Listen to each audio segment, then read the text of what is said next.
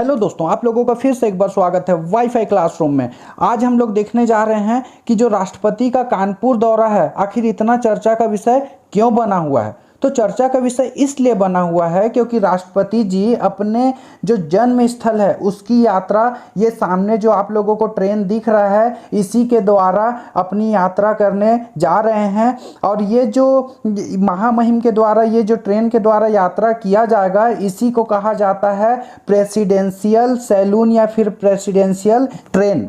ये चीज़ को आप ध्यान दीजिएगा। और राष्ट्रपति जी के द्वारा ये कार्यभार संभालने के बाद पहली बार वो अपने पैतृक ग्राम जा रहे हैं। वो पैतृक ग्राम का नाम है परौक।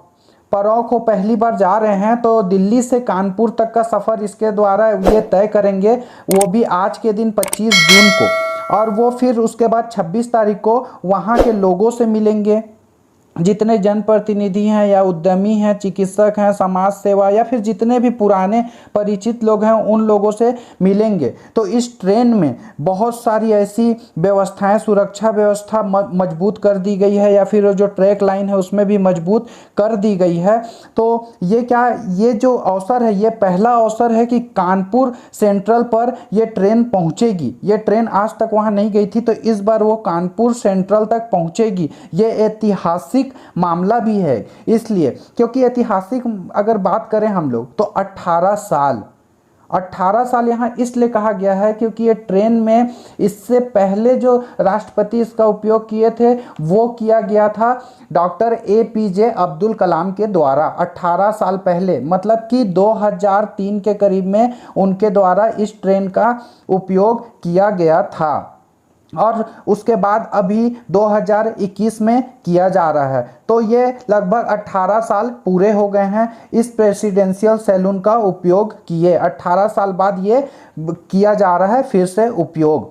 और ये जो सफ़र है इनका, ये दिल्ली से कानपुर तक का है। कानपुर के बाद फिर वो अपने गांव जाएंगे, लोगों से मिलेंगे। अब इसके बाद हम लोग ये चीज़ को जान लेते हैं इसमें कि आखिर ये जो प्रेसिडेंशियल सैलून है इसे ऐसा क्यों कहा जाता है, इसके बारे में जान लेते हैं। फिर इसके इतिहासों को हम देखेंगे कि आखिर इसका इतिहास कहाँ से चालू हुआ है, क्योंकि अभी तक 87 बार इस ट्रेन से यात्रा की जा चुकी है। तो अभी देखते हैं हम लोग, तो पहले देख लेते हैं कि इसे प्रेसिडेंशियल सैलून क्यों कहा जाता है। तो इसमें हम लोग देखते हैं कि जो ये ट्रेन है, ये ट्रेन में बहुत सारी खासियत दी गई है। ये ट्रेन क्या है कि खासकर इसमें 2 कोच होते हैं, और 2 कोच का अगर हम लोग नंबर देखें तो एक 9000 और एक 9001 होता है कोच का नंबर, आप लोग ध्यान दीजिएगा। और ये जो ट्रेन है, ये ट्रेन के जो विंडो होते हैं, ये विंडो पूरा बुलेट प्रूफ होता है। साथ ही साथ इसमें पब्लिक एड्रेस सिस्टम भी लगे होते हैं। उसके बाद मतलब आधुनिक चीज़ों का इस ट्रेन में ध्यान रखा गया है। और ये ट्रेन क्या होता है कि इसे प्रेसिडेंशियल सैलून का कहते हैं, लेकिन क्या है कि पटरियों पर इससे चलने की वजह से इसे प्रेसिडेंशियल ट्रेन भी कहते हैं। तो जितने भी आधुनिक चीज़ हैं सब चीज़ों से इसको लैस किया गया है, जैसे कि इसमें वाईफाई, साथ में अगर हम लोग देखें तो इसमें सैटेलाइट सिस्टम भी लगा हुआ है। बहुत सारे ऐसे सिक्योरिटी सिस्टम भी लगे हुए हैं, कैमरा से लेके हर चीज़ों का। यहाँ तक मैं आप लोगों को बता दूं कि ये ट्रेन के अंदर का फ़ोटो तक लेने किसी को नहीं दिया जाता है, इस ट्रेन के पास भी आने नहीं दिया जाता है, क्योंकि ये जो प्रेसिडेंशियल ट्रेन है ये एक मायने में इसलिए भी खास है क्योंकि राष्ट्रपति, भारत का राष्ट्रपति अगर उससे सफ़र कर रहा है तो हर सुरक्षा को मद्देनज़र रखते हुए ही ये सब चीज़ों को किया जाएगा या लोगों को दिखाया जाएगा। इसमें सैटेलाइट एंटीना लगे हुए हैं, 20 लाइन टेलीफोन एक्सचेंज है, इसमें GPS से लेके प्लाज्मा TV से लेके ऐसे बहुत सारे सुविधा, मतलब किसी भी चीज़ का इसमें कमी नहीं किया गया है। स्पेशली ये राष्ट्रपति के लिए है। और अगर मैं इस ट्रेन की बात करूं तो इस ट्रेन में एक तरीके से देखा जाए तो एकदम शाही टाइप का अंदाज इस ट्रेन के अंदर का होता है। जैसे आप बाहर का स्थिति देख रहे हैं और ये है अंदर का स्थिति, मतलब कि विजिटिंग रूम होता है, मतलब उसको आप बोल सकते हैं visiting room cum dining room, या फिर कॉन्फ्रेंस रूम होता है। प्रेसिडेंट्स के लिए, मतलब जो प्रेसिडेंट रहते हैं उनके लिए मतलब बेडरूम का भी व्यवस्था किया जाता है, और साथ ही साथ ड्राइंग रूम, ऐसे करके बहुत सारे रूम रहते हैं। किचन रूम होता है, बहुत सारी ऐसी सुविधाएं इन लोगों को मिलती, मतलब एक समझ लीजिए कि शाही अंदाज में इन मतलब जो प्रेसिडेंट होते हैं उन लोगों को ट्रीट किया जाता है। तो बहुत ही एक मायने में देखिए तो बहुत ही ज़्यादा लग्जरियस से भरपूर है ये ट्रेन, जिसे कहा जाता है प्रेसिडेंशियल ट्रेन या फिर प्रेसिडेंशियल सैलून के नाम से इसे जाना जाता है। और अगर हम लोग यही जो शाही सैलून है या फिर प्रेसिडेंशियल सैलून है इसके इतिहास पे भी एक बार नज़र डाल लेते हैं, तो अगर हम लोग इसका इतिहास देखते हैं तो पहली बार अगर देखा जाए तो विक्टोरिया ऑफ इंडिया, जो ये विक्टोरिया ऑफ इंडिया है उसके द्वारा इसका इस्तेमाल सबसे पहले किया गया था भारतवर्ष में। और अगर प्राचीन नाम अगर इसका हम लोग देखें तो वाइस रीगल कोच के नाम से इसे जाना जाता है। वाइस रीगल कोच इसे कब कहा जाता था? जब ब्रिटिश काल था उस समय इसे कहा जाता था वाइस रीगल कोच। और उसके आगे की जब हम लोग स्थिति देखें तो ये जो प्रेसिडेंशियल ट्रेन है, ये प्रेसिडेंशियल ट्रेन में सबसे पहले मतलब 1950 के बाद की अगर स्थिति हम लोग देखें तो जो प्रथम राष्ट्रपति थे डॉक्टर राजेंद्र प्रसाद, उनके द्वारा इसका इस्तेमाल किया गया था। ये चीज़ को आप लोग ध्यान दीजिएगा कि उनके द्वारा ही सबसे पहले इस्तेमाल किया गया था, जो कि भारत के पहले राष्ट्रपति थे। उसके बाद अगर हम लोग दूसरी स्थिति देखें तो दूसरी स्थिति में यहाँ जो डॉक्टर राधा कृष्णन थे और जो नीलम संजीव रेड्डी जी थे, इनके द्वारा भी यहाँ आप देख सकते हैं फोटो में, इनके द्वारा भी सफ़र किया गया था। उसके जस्ट 26 साल बाद, डायरेक्ट बता रहा मैं, 26 साल बाद कौन सफ़र किया?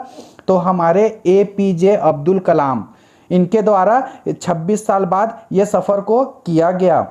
और जब पहली बार सफ़र किया गया था राजेंद्र प्रसाद जी के द्वारा, तो वो कहाँ से कहाँ तक किया गया था? तो वो किया गया था दिल्ली से कुरुक्षेत्र तक का सफ़र किया गया था। तो ये चीज़ को आप लोग ध्यान दीजिएगा कि दिल्ली से कुरुक्षेत्र तक का सफ़र पहली बार किया गया था डॉक्टर राजेंद्र प्रसाद, जो हमारे पहले राष्ट्रपति थे, उनके द्वारा किया गया था। और फिर उसके बाद लास्ट जो थे वो APJ अब्दुल कलाम जी के द्वारा किया गया था। और अगर हम लोग उसके आगे की स्थिति देखते हैं तो वो अभी आगे की स्थिति अभी की आती है 18 साल बाद। इसीलिए कहा जा रहा है कि एक ऐतिहासिक चीज़ है कि 18 साल बाद फिर कहाँ से? दिल्ली से कानपुर तक का सफ़र। और वो कहाँ जा रहे हैं? तो अपने जन्म स्थल जो परौखा है वहाँ वो जा रहे हैं अपने परिजनों से मिलने, जो जनप्रतिनिधि हैं उन लोग से, डॉक्टर्स, उद्यमी, सबसे वो मुलाकात करेंगे। तो इसके आगे हम लोग इतिहास तो हमने देख लिया, अब उसके आगे हम लोग देखते हैं इसके सुरक्षा की बात।